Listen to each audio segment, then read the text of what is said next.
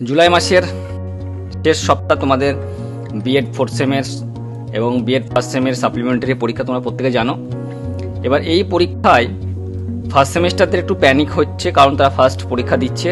তাই তোমাদের ব্যাপারে কিছু কথা বলার ছিল, যেখানে আমি মোটামুটি একটা জিনিস ঠিক করেছি যে বিএড 22-24 অর্থাৎ তাদের ফোর্থ সেমিস্টার যদি তারা কোনোভাবে ফাইনাল সেমিস্টারে গিয়ে সাপ্লিমেন্টারি পায়, তো এক্ষেত্রে একটু সমস্যা দাঁড়াবে।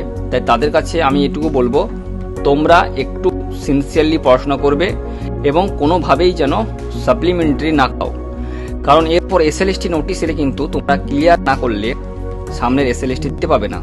যদিও সরকার এখন কি করবে সেটা জানি না, কারণ এসএলএসটি তো 10 বছর থেকেও আসে না। যদি আসে সেক্ষেত্রে আফসোস ছাড়া কিছুই থাকবে না। তাই বলছি তোমরা সিনসিয়ারলি একটু পরীক্ষাটা দেবে, এটা প্রথম বিষয় গেল।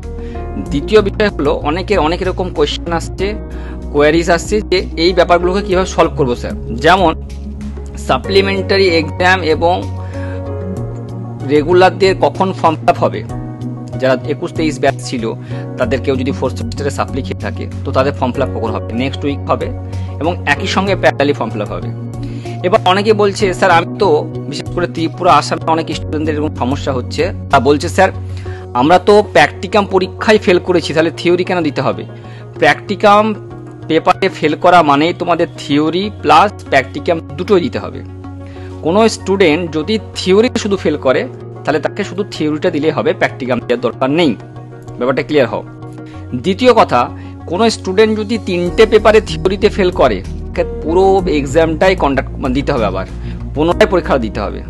এক্ষেত্রে তার আর কোনো উপায় থাকবে না।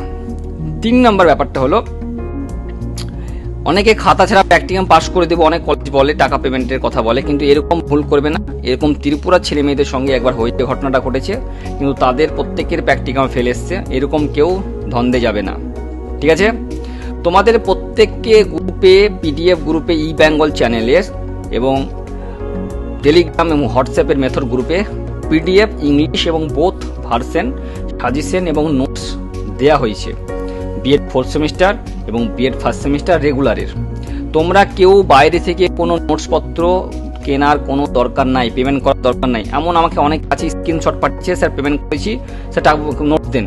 আমি বলছি আমি তো পেমেন্ট নিইনি। তো বলছে তুমি পাঠাচ্ছে, দেখা যাচ্ছে অন্যান্য ইউটিউবাররা সব টাকা ফাঁকা নিয়েছে।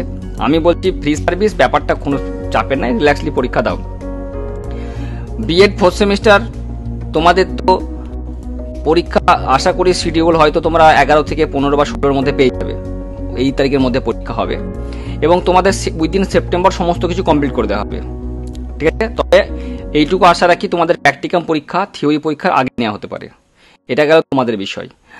এবং অনেক বলছে স্যার তাদের সমস্যার মধ্যে একটা, যে প্র্যাকটিকাম পরীক্ষা বা ফোর্থ সেমিস্টারে আমি কোনো পরীক্ষাই দিইনি, হয়তো ট্রেনিংয়ে ছিলাম বা অসুস্থ ছিলাম বা অনেক সমস্যা ছিল, তো আমি কি স্যার নিউ রেগুলার হিসেবে পরীক্ষা দেবো? দেখো, তুমি একটা 21-23 ব্যাচে ছিলে, পরীক্ষা দিচ্ছিলে কন্টিনিউ, সেই জায়গায় তুমি নতুন করে আবার যদি পরীক্ষা দিতে যাও, তাহলে সেটা রেগুলার হচ্ছে না সাপ্লিমেন্টারি হচ্ছে, সেটা তুমি বুঝে নাও।